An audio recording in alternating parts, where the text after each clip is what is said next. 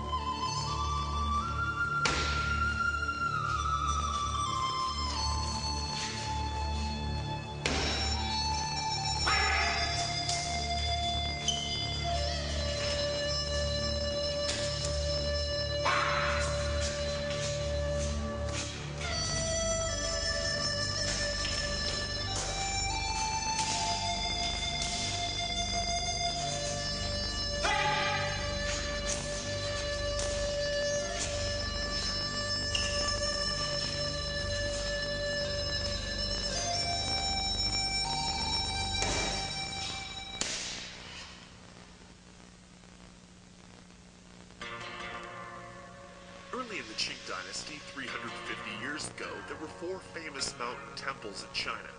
Each temple was the center of culture, and people from all over each region gathered there to trade, to live, and especially to study Kung Fu.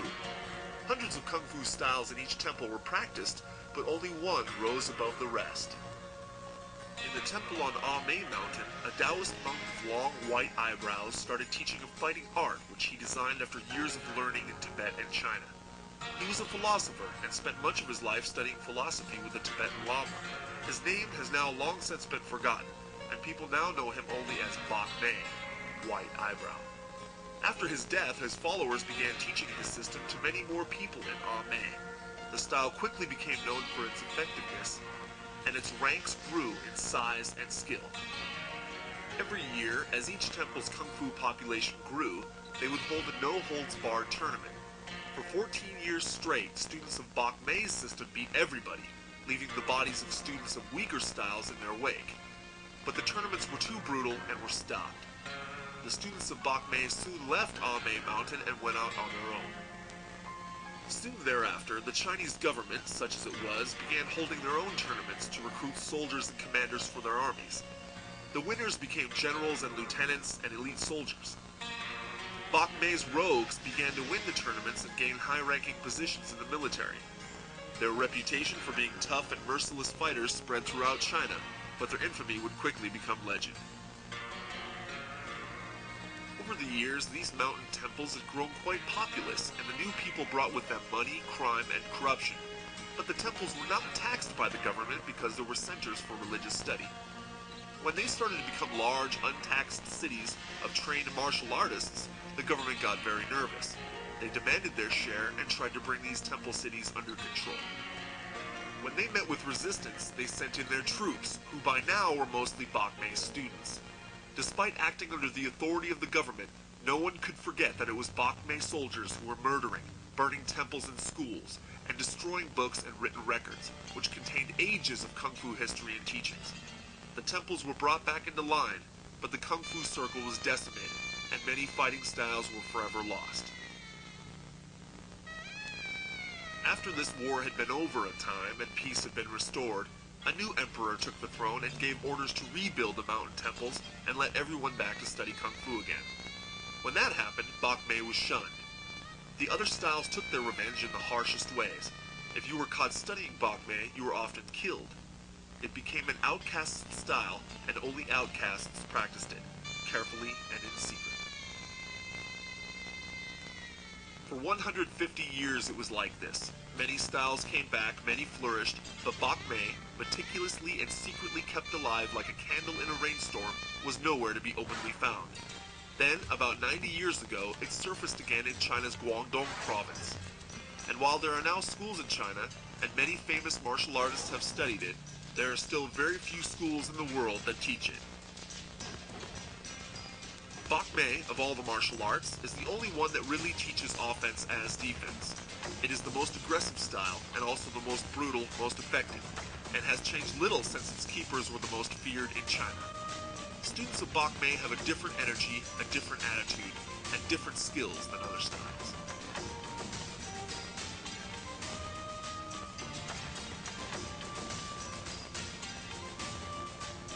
You will now begin your training in the underground Kung Fu, Bok Mei.